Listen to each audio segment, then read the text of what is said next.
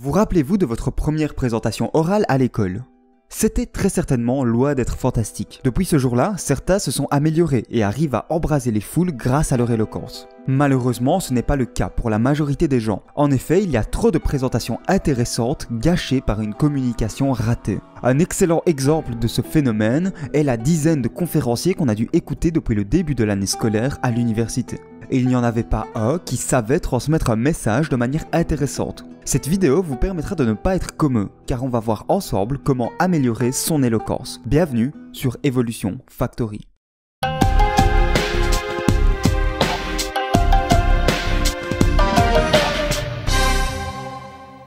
Tout d'abord, c'est quoi l'éloquence ? L'éloquence, c'est l'art de bien parler. C'est un concept assez large qui englobe l'articulation, le volume de notre voix, notre débit, la tonalité de votre voix, entre autres. Mais avant de rentrer dans les détails, j'ai deux remarques importantes à faire. Numéro 1, la confiance en soi est un boost énorme pour votre éloquence. En effet, en étant sûr de soi, vous avez moins de chances de commettre des erreurs fréquentes comme parler trop bas ou mâcher vos mots. Du coup, si vous voulez gagner confiance en vous pour améliorer votre éloquence, je vous renvoie vers ma vidéo sur le sujet, qui sera dans les fiches et dans la description. Numéro 2, il est impossible de changer sa voix de manière drastique, car notre timbre de voix est déterminé par la longueur et l'épaisseur de nos cordes vocales. Mais, ne vous inquiétez pas, pour être éloquent, votre voix n'a pas tellement d'importance que ça. Certes, avoir la voix de Morgan Freeman aide, mais si vous ne l'avez pas, ce n'est pas si grave. Acceptez votre voix actuelle. Si vous ne l'aimez pas, vous verrez que plus vous l'entendrez, plus vous vous habituerez. Maintenant, rentrons dans le vif du sujet et démarrons avec le plus important de tous les conseils, qui est articuler. Articuler est essentiel car cela rend votre discours plus clair et agréable à écouter. Sauf si vous faites du mumble rap, vous avez tout intérêt à bien vous faire comprendre immédiatement, sans avoir à vous répéter. Pour améliorer votre articulation, vous pouvez faire un exercice bien connu de ceux qui font du théâtre. L'exercice du crayon dans la bouche. Il consiste, comme son nom l'indique, à coincer un crayon ou un stylo dans votre bouche, comme ceci. Puis, vous parlez avec ce stylo et vous verrez que cela vous force à bien articuler. Cet exercice, bien qu'il vous donne un air complètement stupide, est très efficace, car il vous oblige à décomposer chaque syllabe distinctement. Donc essayez-le. Une fois que vous maîtrisez des phrases simples, passez à des phrases plus compliquées. Il y a de nombreuses phrases compliquées pour s'entraîner sur le site articuler.com, qui sera en lien dans la description. Une fois l'articulation maîtrisée, passez au deuxième concept très important qui est la gestion de sa voix. Il y a 3 composantes auxquelles on doit faire attention lorsque l'on s'exprime. Le volume de notre voix, la tonalité de notre voix et le rythme. Au niveau du volume, il y a de grandes chances pour que vous parliez trop bas. Dites-vous que votre interlocuteur ne doit avoir aucun mal à vous entendre. Donc n'hésitez pas à parler fort. Attention cependant à ne pas tomber dans l'autre extrême. Parler fort ne veut pas dire crier non plus. Il faut trouver un juste milieu. Parfois vous vous trouverez dans des endroits bruyants, comme un bar ou un concert. Pour se faire entendre dans ce type d'endroit, il vaut mieux projeter sa voix plutôt que de crier. Je vous mettrai un article dans la description pour apprendre comment faire ça. Ensuite, au niveau de la tonalité, il est toujours plus agréable d'écouter une voix plus grave. Et ce, même si c'est une femme qui parle. Rappelez-vous, on ne peut pas changer drastiquement sa voix. Cependant, il y a quelques techniques pour la rendre plus grave. N'essayez pas de descendre dans les graves en forçant sur votre voix, au risque de parler comme Rambo. Mais essayez plutôt les quelques techniques suivantes. La technique du Elle consiste à parler en mettant entre chaque mot. Cela vous aidera à comprendre comment on fait pour parler de manière plus grave. Respirer du ventre et être relaxé lorsque vous parlez sont deux autres manières de rendre votre voix plus grave. En plus d'une voix grave, adoptez un ton descendant plutôt qu'un ton ascendant. Dites plutôt « Bonjour, je suis étudiant » plutôt que « Bonjour, je suis étudiant ».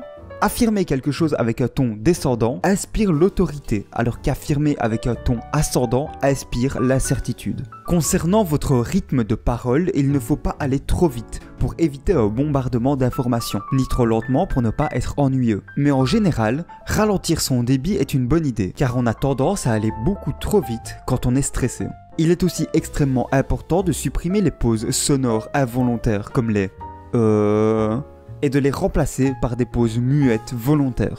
Les premières sont très agaçantes à entendre, alors que les suivantes créent un discours plus posé et donc plus agréable à écouter. Vous pouvez aussi caler votre rythme en fonction du contenu, en ralentissant sur les passages importants et en accélérant sur les passages moins importants. De plus, accentuer les mots-clés de vos phrases est une bonne façon d'avoir une manière de parler dynamique. Il y a une règle générale pour les 3 composantes que je viens de citer. Cette règle, c'est qu'il faut apprendre à varier.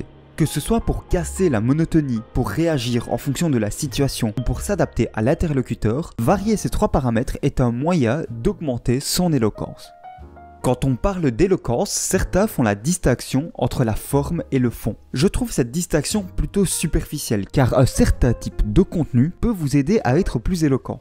Par exemple, mieux vous comprendrez un sujet, plus vous serez à l'aise avec ce dernier. Et donc, meilleure sera votre présentation de ce sujet. D'où l'importance d'une bonne base de connaissances, afin d'être à l'aise avec un maximum de sujets. Ensuite, si vous insérez une touche d'humour dans votre discours, vous serez automatiquement perçu comme plus éloquent. Il est aussi important de rester simple. Utilisez des phrases courtes et claires. Pour ce faire, lorsque vous parlez de quelque chose, supprimez tout le superflu et allez directement à l'essentiel. Dernièrement, utilisez un vocabulaire simple mais précis, car contrairement à ce qu'on pourrait penser, utiliser des mots et expressions compliqués ne vous donne pas l'air plus intelligent si vous ne maîtrisez pas ces mots. Afin de pouvoir utiliser des mots à la fois simples et précis, vous devrez développer un vocabulaire assez large. Et si vous voulez développer ce type de vocabulaire, le meilleur moyen est de lire, lire et encore lire. Avant de passer à la méthode pratique, il y a 2 éléments à ne pas négliger, car même s'ils ne sont pas directement liés à votre manière de parler, ils ont une influence sur votre éloquence perçue. Le premier élément est votre prestance. Je vais ici la décomposer en 4 éléments. Premièrement, le regard. Rien ne trahit un manque de confiance en soi comme un regard dirigé vers le sol. Si vous voulez capter l'attention, votre regard ne peut se trouver que sur votre interlocuteur ou public. Deuxièmement, votre posture. Vous tenir avachi ne fera que ternir la qualité de votre discours, alors que garder la tête haute et se tenir droit l'améliorera. Troisièmement, la gestuelle. Vous devez à tout prix éviter les gestes parasites, comme se ronger les ongles, gigoter dans tous les sens ou jouer avec ses cheveux. Ils distraient l'attention de ce que vous dites. Remplacez-les par des gestes accompagnant et dynamisant votre discours. Quatrièmement, votre apparence. Qu'on le veuille ou non, une personne plus attirante sera perçue comme plus éloquente. Donc soignez votre apparence. Le deuxième élément est votre public. En effet, il faut s'adapter à ce dernier. Vous ne parlerez pas de la même manière à une réunion de travail et à une sortie entre amis. Il faut aussi prendre compte des réactions pour légèrement vous adapter. Et pour ça, les micro-expressions sont très utiles. Je vous mets dans la description un lien vers une série de vidéos sur les micro-expressions de Fabien Olicard. Cette série est très complète et vous aidera à bien les utiliser et à les repérer. Dernièrement, n'oubliez pas d'interagir avec l'interlocuteur. Posez-lui des questions, sollicitez son avis, etc. Car il n'y a rien de plus énervant qu'une personne qui s'écoute parler.